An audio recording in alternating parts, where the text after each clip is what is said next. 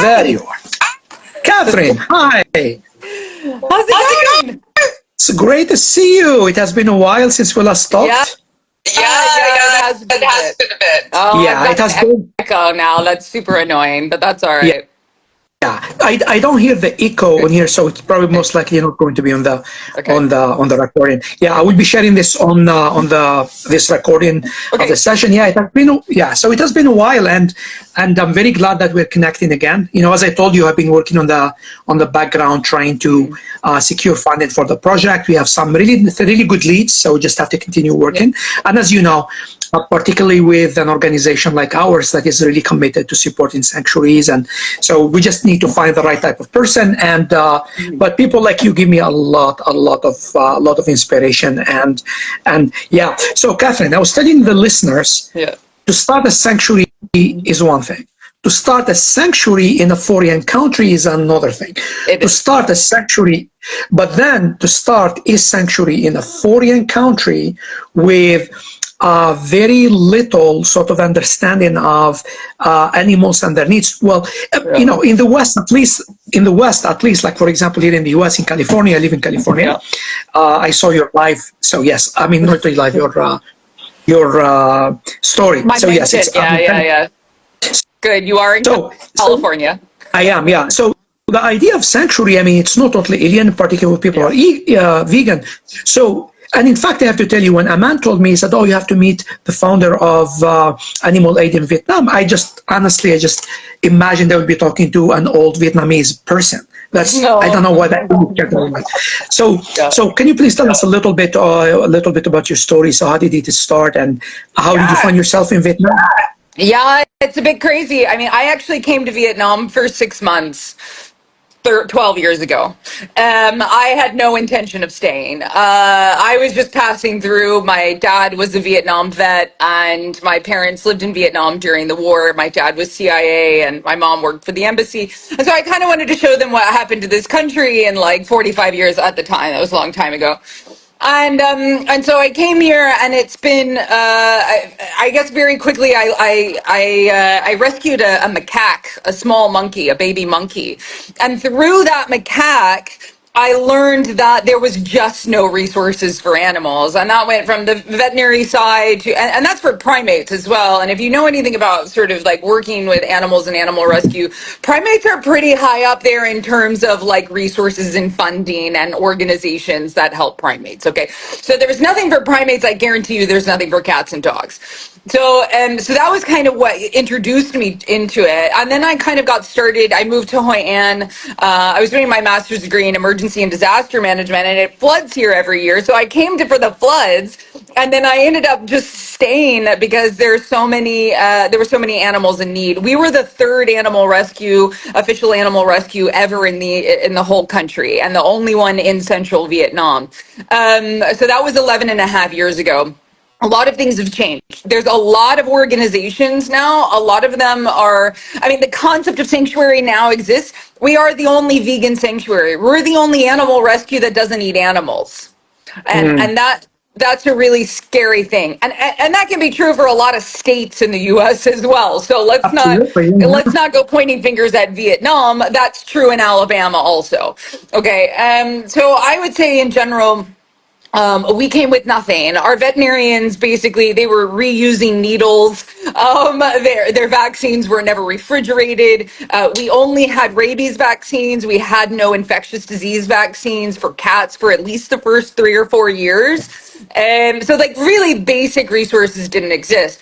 So like we built from nothing. We opened the very first nonprofit veterinary clinic in the history of Vietnam, which only lasted 3 years, unfortunately, because apparently it's very unpopular to say don't harm animals, period, and mean that for all species. So kind of our moral abolitionist vegan background and philosophy has made it very difficult for us to really get the attention of a lot of the larger organizations that are just like, ooh, the dog meat trade is the worst thing in the world. And I'm like, okay, well, 5 million dogs are killed and 661 million chickens. And I think we have to really consider all of the animals that are being harmed and that we participate in most of that. And so yeah, it's been a real struggle. I would say it continues to be a pretty pretty challenging project. That's my happy face. Yeah, but it's hard. It's hard on most days. Yeah, no, absolutely. I can only imagine. And in fact, when you were talking about, the sort of this dichotomy or disconnect about eating some animals and celebrating the others, even in California. So Yeah. when I say about, Oh, yeah. at least there is this concept of animal sanctuary, at least. So at least you'd have some vegans, they donate, they volunteer. Yeah. But by and large, I nothing. mean, yeah, by and large, I mean, you go to many dog rescues and cat rescues and all of that, and they have events where actually they serve chicken. Right. And Right. Same here. The lamb. anti-dog meat organization, just 30 kilometers up the road, they serve dead animals at their fundraising parties for Yeah, anti-dog meat campaigns. Give me a break. exactly, Right. exactly. Yeah, absolutely. So, and also I have this. Oh, Aman has joined us, and he says he's loving Yay. this conversation. Thank you so much, Aman, for introducing us. So, Catherine. I know him. Hi. Yeah, he's the one who told me about you. Yeah, because he was funny. in Asia. Yeah, he was in Asia, and then he said, "Oh, you have to meet the founder." And I said, "That's what I told." He said, "Oh, okay. I would love to meet somebody from Vietnam." And I was thinking this, sort of. I just had as I said, had a different picture, but I was incredibly moved by your story, actually. So, Catherine, tell me, you wake up in the morning. So, how does a typical day look like for you? You wake up in I the have to admit, my year has changed. Since we last talked, I had an ankle fusion.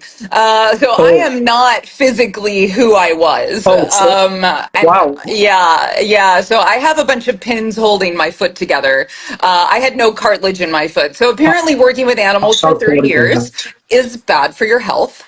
And running marathons on that foot for a really long time. So basically I cannot participate in the physical side of rescue as much as I am a supervisor. So I have a sort of a different job now, which is great because I have 11 years of incredible experience in this country in the animal rights movement in the global South.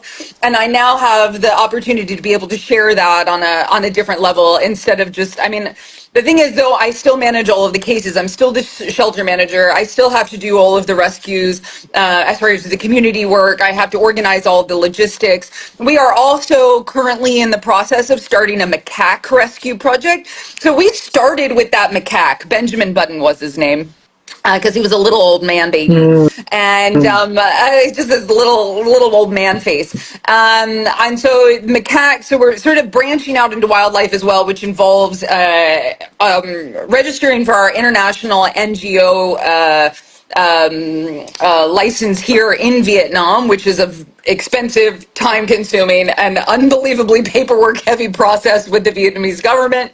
And it will take over a year for sure to get that done. But we are actually tomorrow going up to a wildlife rescue run by the government, and they are looking for help from us as well. Again, this will be, and this comes back to like talking about that disconnect between the anti-dog meat people and the dog rescuers and whatever, and veganism. It's in wildlife too. Okay, we've got people that are like, save the big cat, save the elephants, and they're still serving, they still have barbecues at their, at their sanctuaries and things like this. We're not ever going to be like that, so we'll continue to have the dogs and cats as the community program. So working on TNR, so trap, neuter, release. So doing as much community work as possible to reduce the population and reduce the infectious disease problem here, and work on individual veterinary care problems. But then we'll also be working on the side. I'll finally now, because I'm not physically like in the dirt and getting my spine doctor says I'm no longer allowed to even clean my house. So like I have literally, rescue has completely killed my body. So now I am basically the paperwork girl to set up this project so that we are doing both the wildlife and the community care project in Vietnam. because there is no one that manages macaques at all. There's between 200 and 300 every year that are confiscated, and they're usually used on social media. They're pets, they're chained at a coffee shop and things like that, but they're not endangered species, and so they lack the same types of protection and facilities to go to. So we would be filling a gap that I've wanted to fill for 12 years since I moved here. But yeah, it's going to be a process. So we got a lot of things, like we're busy, but I would say the day to day is really a lot of physical work for the staff. I have an Iranian staff. We just hired I got 2 English. We just hired a Malaysian girl. We're hopefully going to hire a Thai girl. We've got 2 Vietnamese. We've got a very international staff. And we're just trying to keep the animals healthy and safe. And that is a much bigger problem than you could ever imagine. It's not like, I mean, like we've got chicken problems right now. Chicken health problems are too, but like finding a vet that is willing to and capable of treating a chicken is a battle all over the world. But in Vietnam, it is horrifying, you know. So yeah, we're working really hard on that, and we have to consult with international veterinarians across the world in other time zones just in order to get some basic answers for her. So yeah, our day to day is quite busy, and then it's rescue. I have no idea what's going to happen today. I have absolutely no idea what my day is going to look like. Okay, it could be anything. It could be absolutely anything, and I'm hoping it's not. I'm hoping it's not, because it's going to be like 95 degrees today, and I don't want to do anything outdoors. So I'm really trying to keep it chilled. That's like 36 or 37 degrees. It's very hot. I don't know Fahrenheit anymore. Sorry. No, absolutely. Well, for me, it's funny. I lived half of my life in Algeria, where it's centigrade and metric system. Like the other half here. Yeah, exactly. And it's funny. I still cannot convert between the English units. I just don't want to. It's so arbitrary. I just The numbers are too weird. I know what 36 is, and I know what 97 is, but I have no idea if they're the same. Yeah. So it's I've been gone 18 years, a long time. Yeah. But no, and my feeling is that Vietnam must be really humid also. Yeah, it's like we drink air. Yeah. I mean, but we're also by the beach. I mean, like I started a thing where now I go to the beach every morning, and because the day is going to be chaos, I normally am up at 4 or 5, and I go to the beach, I meditate, and I get in the water, because storm season is about to come. And so we just had a horrible super typhoon hit Hanoi. Not us, we got quite lucky, but we didn't have a rainy season last year, so I'm expecting a real bad typhoon season this year.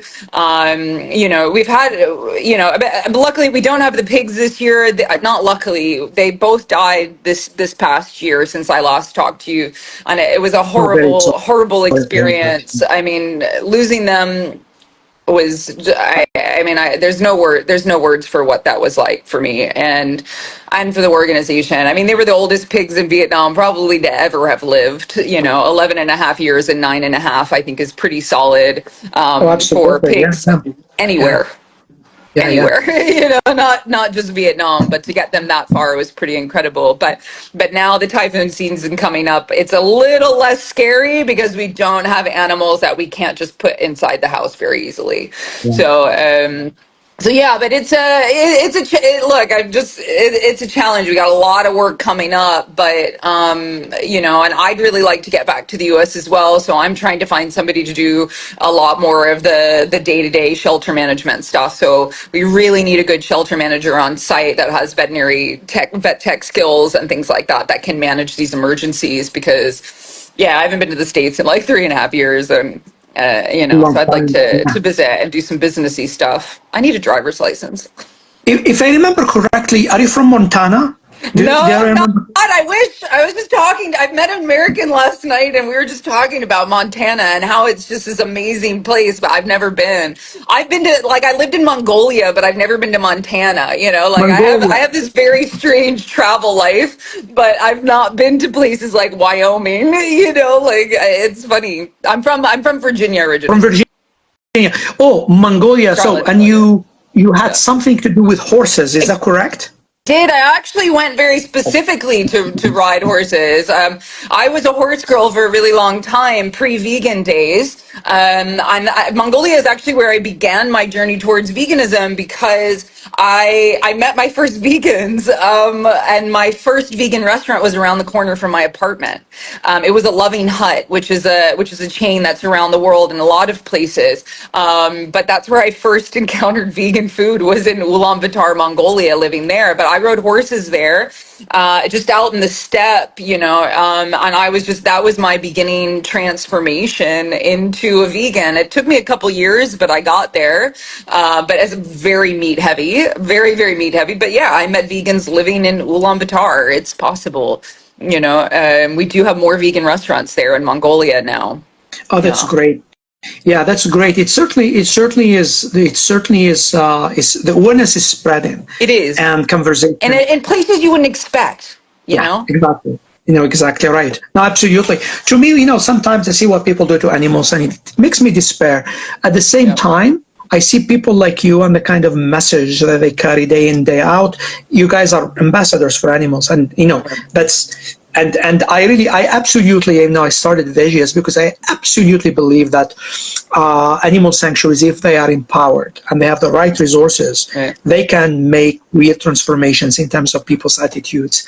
And to get people to visit. Yeah, I mean, if you've visited them, you know what it's like, and if you've ever visited with somebody who's not vegan, that's a very interesting experience. The ones that we've had people meet, our pigs especially, and Julian was very personable and just had never really even been that close to a pig or had never held a chicken, and to be able to really have that personal connection. I mean, I snuggle Cherish, our chicken, who's sick, and she'll just sit there. We got to give her injections and rofloxacin, and then she'll just sit there in our arms. And I think I used to just gnaw on their corpses, and I had no idea. I had never held a chicken. I had their wings in my mouth, BW3s or whatever. If you're on the east, I don't know if they have them out west, but Buffalo Wild Wings is a big thing out east. And basically I learned I like sauce. I actually don't like chicken. I like chickens, but I really like sauce. And I think if people could just understand that what they actually love is the animal itself, not its corpse. And what they really want is the sauce that's on that corpse, not the corpse itself. So once they kind of differentiate those two things and they hold my little snuggly fatty fat, my little squishy cherished chicken, I think they can understand that buffalo sauce actually goes on a lot of stuff. Oh, absolutely. And not just that, now with all these alternatives, the idea that, I mean, of course, the ethical component is extremely important. But even if somebody claims, says, well, this is limiting my options, it's not the case at all. So, yeah, absolutely. I just roll my eyes every time. I just oh God, there's nothing hungry about me. Sorry. No, absolutely. It's healthier. It's more wholesome. It's more nourishing spiritually, emotionally, physically. So, Catherine, I have a question for you. So, you told us that you have a number of staff and then you're looking for somebody now. And do you have a volunteer program? And how can people contribute to your mission? Let's say somebody like me lives very far away and they really care about your mission. And of course, would love to support you directly through Vegius. But let's say just as an individual, what can I do to contribute to our mission? Are there remote volunteering opportunities? Is there a donation program? How does it work? Right. So definitely, so we don't have a volunteer program for a lot of good reasons. I had volunteers for 7 years, and they were coming and going and coming and going and coming and going and coming and going, and they just never really got the experience to be useful enough. And I spent all of my life training and babysitting, and a lot of people come here just on holiday, and this is a real job. So we decided to change to 6 months minimum staff, so we don't have people that are coming and going. This is their home. This is where they live. This is their gym. This is their coffee shop. This is their market lady. This is their motorbike. This is their life. Yeah. So these are their friends. This is their whatever. It's just we don't do coming and going anymore. However, for people that do want to contribute to the organization and really help us, the thing is, we're an American organization, and while I don't go to the United States terribly often, I think since I started the organization, maybe only 4 or 5 times have I been to the U.S. Like it's still about 85 to 90% of our donations do come from Americans. The one thing that is difficult with that is that most people look at this country as a place we went to war.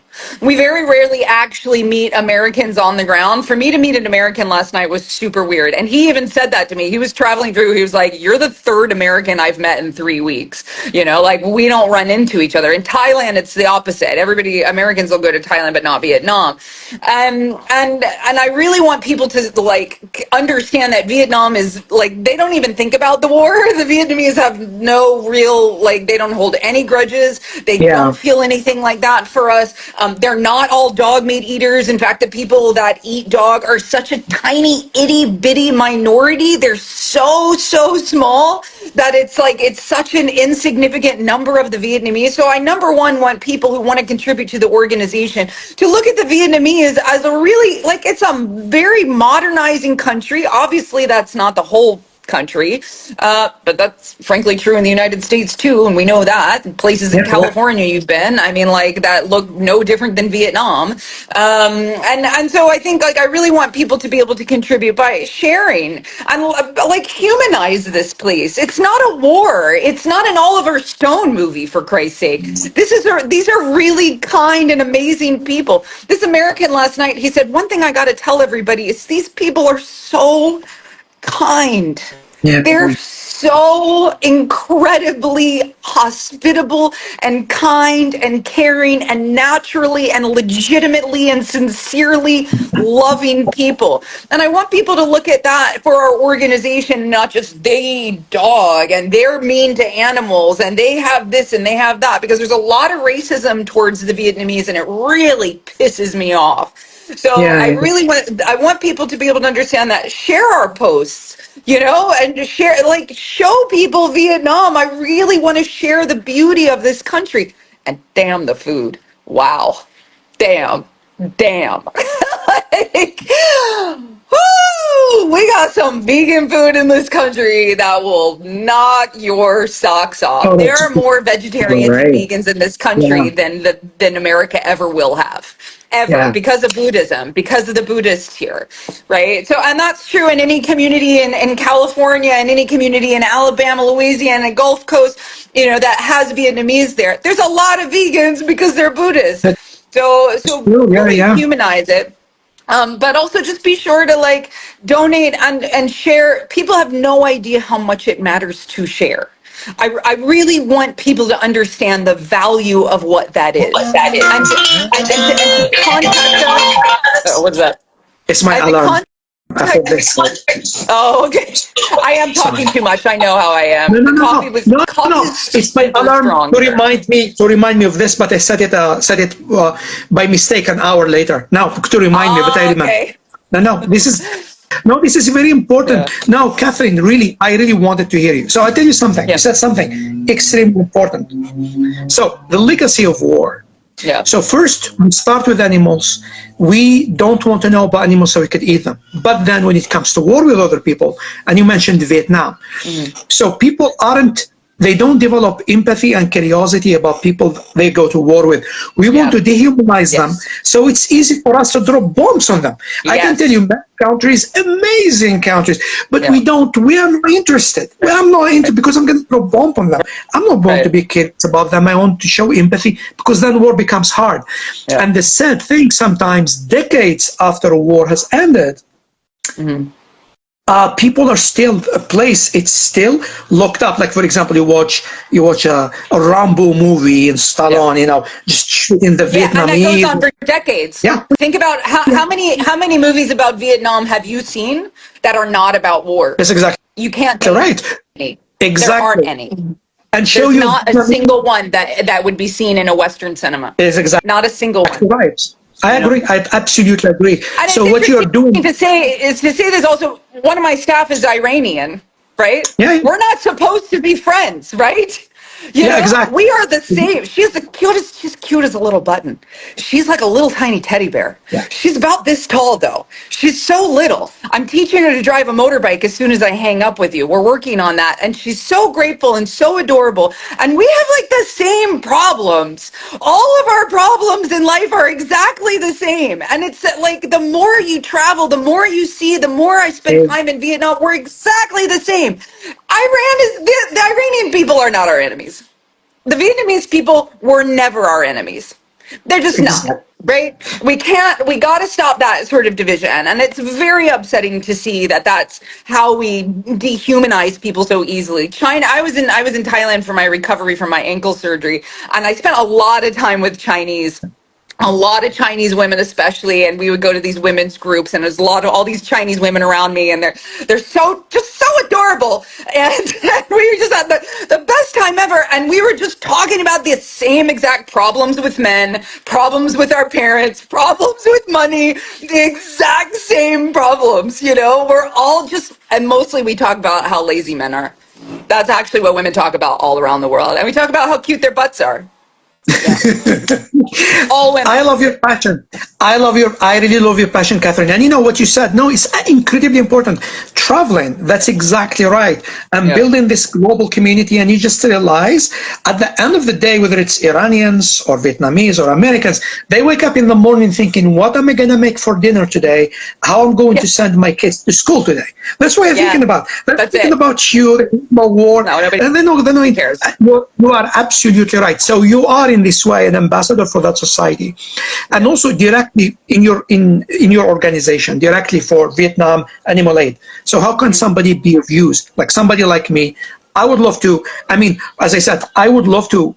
By creating Vegius, I would really love to make like a real significant impact. But also as a person right now, even if it's a little bit, can I make a donation to your organization? Yeah, absolutely. So we really try to cater to the sort of what Americans use frequently, and Venmo is definitely Venmo and PayPal are obviously the easiest ones. They can go to our website vnanimalaid.org, and you can easily link that in /donate. We're in the process of redoing the website, so there's some things that are a little bit that need to be updated, but our donation links are all available. You can even Zelle or whatever to our American account. We are a registered 501c3 nonprofit, so we do give tax deductible donation receipts. So everything is tax deductible, whether it's $10 or $2,000, we can give that receipt. But yeah, just be able to spread the word and talk to me. You know, I think the thing that's interesting about fundraising is that people, because we are so far away, you know, like I don't feel that far away from, like I know your world there, but you don't know my world here. True. Which I find very strange about being an expat for 18 years, an immigrant, not an expat. I'm an immigrant. I'm just a lost wanderer. But you know, I'm an outsider wherever I go. But ultimately, I watch Netflix. Okay, like I know what you guys do over there. I've seen Colbert. I know what's happening. You know, so but you don't understand me. You don't understand my world here. So I want people to just talk to me. You know, just give me a message. If you've got any questions, I'm always available to answer any questions you have and give more information. We really like to I want people to be able to watch our social media and really see what is Vietnam now? What is Vietnam becoming? What is the Vietnamese animal rights movement like? What is the Vietnamese vegan movement like? What are we actually, there is real progress here. We're not out in the sticks, you know, we really are making huge progress, and I really want Vietnam to be included in this, you know, and to stop seeing us as separate. Americans see Vietnamese around us all the time.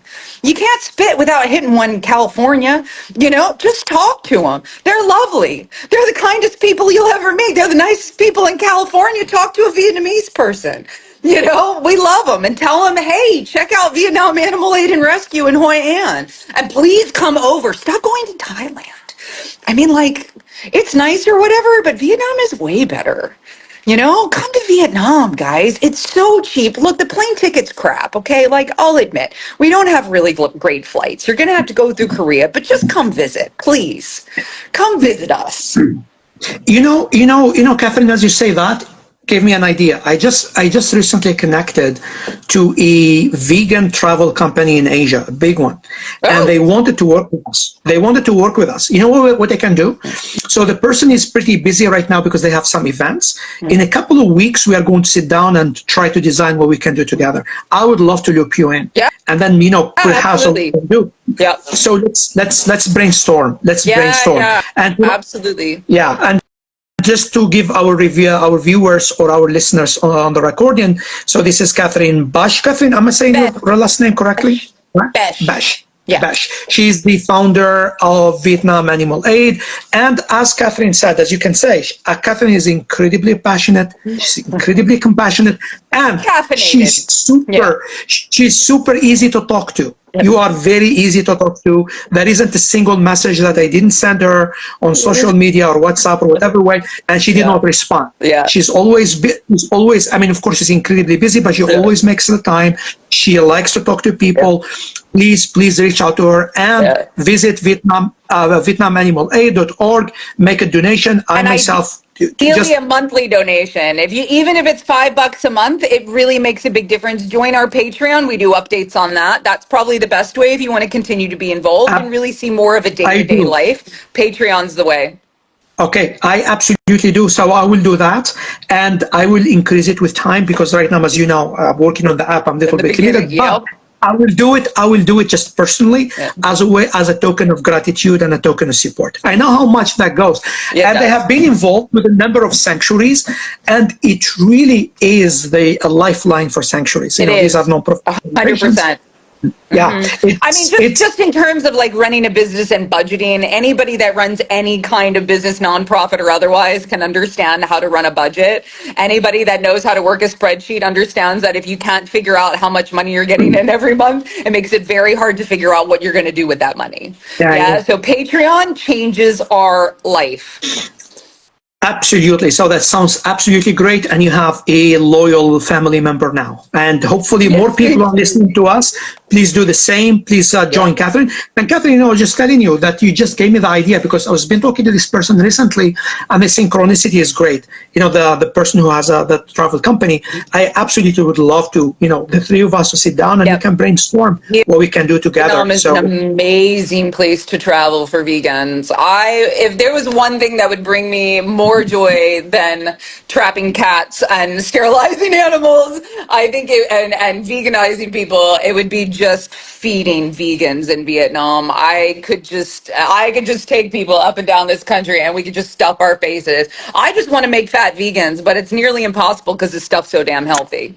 Exactly. They'll feed you. That's exactly right. I mean, the diet, the Asian diet, unbelievable. So it's so vegan friendly. Except for the sections that have been corrupted by the big American companies. I love a lot about America, and that's why I live here. Big food companies is not one of the things that I love. Good. Whole food plant-based here. A whole food plant-based, and it's so easy to do here. And it's just, I'm about to spend $3 on breakfast, and it's going to be super healthy, and it's going to be full of fresh leafy greens and beautiful vegetables, and I can have fresh fruits. I'm going to go grab a smoothie for $1, it's beautiful. It's a really great life. I'm going to eat passion fruit and mangoes. I just had coconut kefir yogurt delivered to my house yesterday. I've got a Polish woman bringing me sauerkraut. We got everything. That's beautiful. And Nadika, thank you so much, Nadika Animal, for support. She's just saying that she's enjoying this talk. Yes. So, Catherine, I have one more question for you. Yes. As somebody involved in animal rescue and as somebody on the front line day in and day out. Yeah. So, what is the thing that you find the hardest, and what is the thing that you find the most inspiring and encouraging, and the thing they wake up and you say, things are hard, but you know what? I get to do it. I have to do it because it has to be done.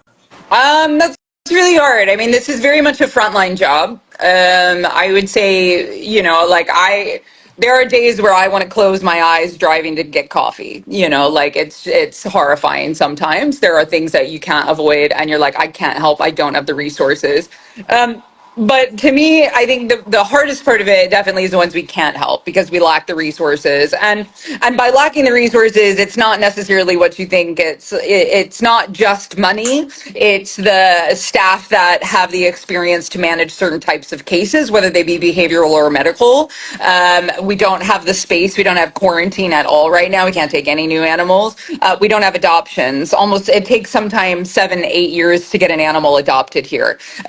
So because people don't want to keep their animals inside and safe. And so we can't just like rescue an animal and then have it be killed because somebody didn't want to keep it inside. So getting adoptions here is really hard, but also just sort of lacking the veterinary resources that you would generally have in like your basic veterinary clinic in middle of Podunk, California. We don't have, right? So that has been a struggle for many years, and having to accept that, okay, well, we're not going to get this medication. We're not going to get this imagery. We're not going to have somebody that's going to be knowledgeable and experienced in this species. And just the ones we can't help. I think those are the ghosts that will haunt us forever. Every no hurts. Every no breaks my heart, and I don't forget a single one of them. I really don't. And people will emotionally blackmail us all the time and be like, if you don't take this animal, I'm going to kill it. And I'm like, I got nowhere to put it. The animal has to die. And sometimes you have to acknowledge the hardest part about rescue is acknowledging you can't save them all. Period. That's it. And there are so many you can't help. Absolutely. It's absolutely the hardest thing to have capacity limits, and to recognize that the best work you can do is in the community sterilizing and vaccinating. You save more lives sterilizing and vaccinating than you do in, like, I could save 10 dogs in my shelter, or I could prevent thousands from ever being born into the world that cannot take care of them by doing 100 sterilizations, right? So you have to weigh that. You have to always weigh the immediate, I can't help you, and walk away, and that breaks you, to the future of, I need to make sure that there are no more animals born into the life that I just saw. Yeah. So that's the conundrum with rescue of all kinds. That's wildlife, domestics, farm animals, doesn't matter.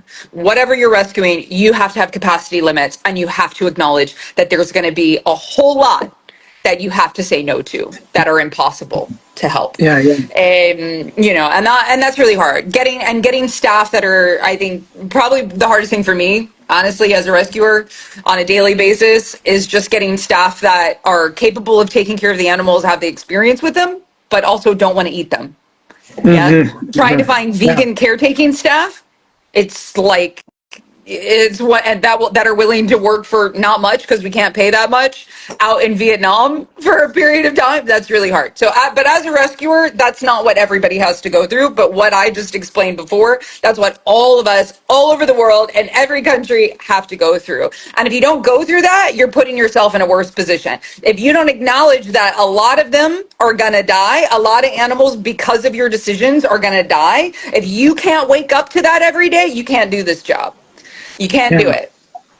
Because that's the reality. That's just a numbers game, and it's super, super painful. But the thing that I think that keeps me going is that, like, we do have, sometimes we have really good success stories. They're rare.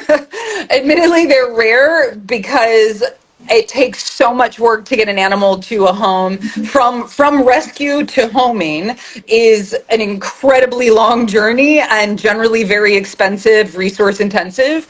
And so when we finally have that rescue that does work out, and they're in a good home, and they're really living a good life, that feels amazing. We've got this great, there's one poodle that is like this, a very emotionally manipulative animal, okay, who I loved very much, but she really enslaved me and all of us, and we were all just like traumatized in some way by this extremely small dictator, who lives in Wales now and works with autistic children.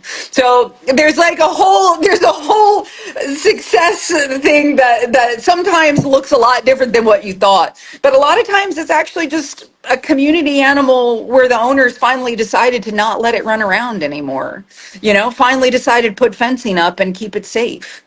You know, Okay. to have an animal that they finally, you know, made some adaptation to their normal life to actually protect that animal, because most animals that we sterilize and vaccinate die before they're a year old regardless, because they roam around in the dog meat trade, the poison. We have poison outside of our gates. People are dropping poison up and down the street, so our animals can't even walk now. Mm. You know, I mean, like it's a horrifying place to be, just to, because it's like a little meat bait or whatever, and they'll get to it and it's full of cyanide and it'll kill them. You know, and that's just to walk your dogs down the road. You know, so people that let their animals roam, all their animals die, and then they just get new ones and they repeat the process and nobody learns anything. So if somebody finally stops doing that, that's a success story. So we just lower our bar of success to being something that in the United States would not at all look like success. It would be like a super, just like, oh, well, that's still shitty, you know, and you would still continue working on that case. Whereas here, you got to be like, that's the best we can do. That's it. That's all I got, you know, and move on and do more sterilization, more vaccination, reduce the infectious disease problems, and reduce the population. Yeah, yeah, no, absolutely, no, absolutely. It does. I mean, the emotional tool and the emotional challenges of this line of work is, It's incredible. oh, absolutely. And as you said, sometimes as hard as it is to stay strong for the animals under your care, you just have Oh, you to make break. some, yeah, You break. yeah, Yeah. And this is one thing I want everybody to really understand. This is a job that you have to break in, and be kind. Yeah, we are not perky dancing monkeys all the time. I didn't get into this because I'm a perky dancing monkey. Okay, I didn't get it. I got into this because I'm an aggressive woman who stands in the face of abusers. I'm just that type of person. I'm kind of like, I used to ride horses. I'll jump on a motorcycle and I'll go and I'll confront somebody with a machete that's beating a dog. I'm just the type of person like that, because I probably drink too much caffeine. I'm a little bit cuckoo, but like ultimately, like I just, yeah, it just takes a certain type of person. And we have people coming in and out of our lives. We have a lot of things to balance. The money is never there. Our own personal health is constantly at jeopardy. And then we've got people that want us to just be like adorable and cute all the time. And that's really fucking horseshit. yeah. Like, pardon my French, but like that's impossible. No, I no, really want people to have a lot more sympathy for directors. I want people to have sympathy for the management and people that rescue animals. I work 24/7. I never feel ever like I'm off. I can put my phone down. I broke my, like, I loved it. I broke my phone the other day. I dropped it, slipped out of my pocket, broke into 3 pieces. I broken it like 18 times. The thing was ready to go. Okay, but I finally, it like was done. And there was this moment where I was like, shit, I'm really screwed. I can't do anything. And then I was like, oh, thank God. You know, yeah, yeah. they No, no, can't talk to reality. me. You It's know, reality. Yeah, yeah. it's the only break I get is if I just don't have a phone. And it's impossible. And I'm sitting here just like talking to you. I've gotten 20 messages just in the time that I've talked to you, and I know they want something. Somebody wants something, and I have to talk to them, and it's making it really hard because I know the moment. Like, if you spend 20 minutes off your phone, you've got another 40 minutes to answer all the messages. It's just that kind of life, and I think people need to be really, really compassionate towards the humans that work in this field, because we got in it because we are compassionate people, but we're also really like people that are kind of go-getters and are kind of like, we are really intense people, and that's how we survive it. Yeah, Yeah. that's our survival mechanism. But it doesn't mean that we're going to be happy and cute and fluffy all the time, because we don't have Yeah. time for that shit. Yeah, No, so I would absolutely. just recommend being Yeah. nice. Yeah. Yeah, yeah. No, absolutely. And that's the thing, because many people think animal rescues, you go somewhere, She take says you rock. pictures, She's so cute. take Stop. selfies, do this, do that. That's what people think. But Yeah. it is real hard work. Yeah. And so Nadika Unbelievably said, hard you work. rock. Yeah. Yes. So Catherine, Thank you very much. says you rock. Thank you so much, Nadika. So Catherine, thank you so very much for joining us, and for our listeners and followers. Please follow Catherine on Vietnam Animal Aid. Visit their website, vietnamanimal.aid.org. Consider donation, even a small donation, and preferably Yeah, Yeah. preferably a monthly membership of even as little as $5. That's just a cup of coffee on Starbucks. That makes a huge difference. Spread word about them. Please spread their message. Share about them, and just reach out and just say thank you, Catherine, for all that you do. You are half of the way, half the way, or half the world around. Away from your family, from the things that you grew up with, and you were compelled enough to be there to be for them. Thank you so much, Catherine. Anything else you would like to add before we wrap up today? No, I would just say, just stay in contact and really, support sanctuaries. They're a huge part of the animal rights movement wherever we are in the world. And we're all fighting very different fights, but also at the same time, the same one. And we really need to just work together and to really fight for the animals' rights, and all of them, end speciesism. It's not beneficial to any animal. And just, be understanding of other cultures, particularly, and other political and economic and social situations that make the animal rights movement different in each country. But yeah, just stay in contact. I would just say, to Americans, to just really internationalize your concept of the animal rights movement and really try to be involved and learn more. I mean, I have a degree in international politics, and so I've always kind of been like this, but I really recommend for Americans to kind of branch out and see what the animal rights movement looks like in other parts of the world. Yeah. And absolutely. Please don't forget. Yeah, absolutely. Follow VietnamAnimalAid.org. And yes, as Nadika says, Catherine, you absolutely rock. And you're one of my champions. Absolutely. We'll stay in touch. And as I told you about the opportunity perhaps to work with that travel company in Asia. Yes, we could very exciting. And I'm so excited to see what's going on with the app as well. I really hope you guys get to grow more. There's a lot of really great places to stay. I was looking at this morning, thinking of some magical world where I actually got time off to go someplace I actually wanted to go to. That wasn't work related, like in some, I don't know, fantasy. But there's a lot of great places. There are. And not just that, we will be adding a platform for events sometime very soon. And animals are animal sanctuaries are our partners. They receive 50% of all the fees that we gather. And so Nadika says, love your message. Hi from Thailand. Hi Nadika. Yay. Hi. So thank you so much, Catherine. You have a wonderful day, and I cannot wait to talk to you very soon. Right. Bye, Catherine. Bye. Bye, everybody. Thank you for tuning in. Bye.